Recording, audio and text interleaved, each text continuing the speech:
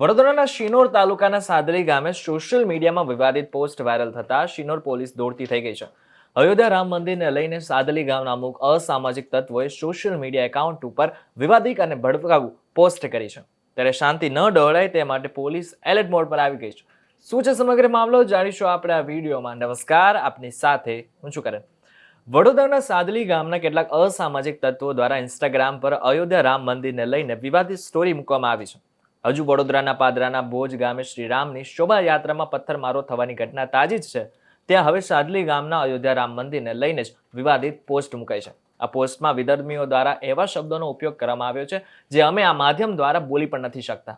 પણ એટલું ચોક્કસથી કહી શકીએ છીએ કે આ વિધર્મીઓએ રાજસ્થાનમાં જેવી રીતના કન્હૈયાલાલની હત્યા કરી નાખી અને પછી જે પોસ્ટ મૂકી છે તેને જ લગતી પોસ્ટ મૂકી છે. ત્યારે સવાલ એ છે કે મંદિરનું નિર્માણ થઈ ચૂક્યું, સુપ્રીમ કોર્ટે બંને પક્ષોને સાથે બેસાડીને સમાધાન કરાવ્યું અને બંનેને માટે જમીનો ફાળી. ત્યારે હવે કોણ છે જે બંને ધર્મો વચ્ચે તંગદિલી લાવવા માંગે છે? કારણ કે રામ મંદિર પ્રાણ પ્રતિષ્ઠાના દિવસે દરેક ધર્મના લોકો ખુશ હતા અને એના વિડીયો પણ સામે આવ્યા.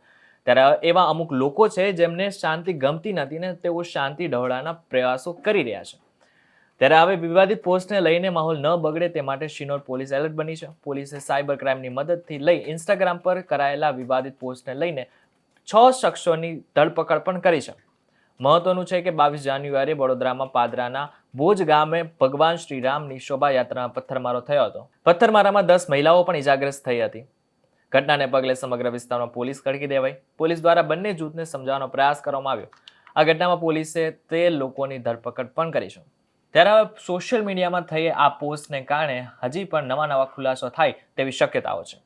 ત્યારે આ બાબતે તમારું શું કહેવું છે અમને કોમેન્ટ કરીને ચોક્કસથી કહેજો. જો આ વિડીયો થકી તમને કોઈ માહિતી મળી હોય તો વિડીયોને લાઈક અને શેર જરૂરથી કરજો. તથા આવા જ સમાચારો માટે અમારી ચેનલ નિર્ભય ન્યૂઝને સબસ્ક્રાઇબ કરવાનું ભૂલશો નહીં. આભાર.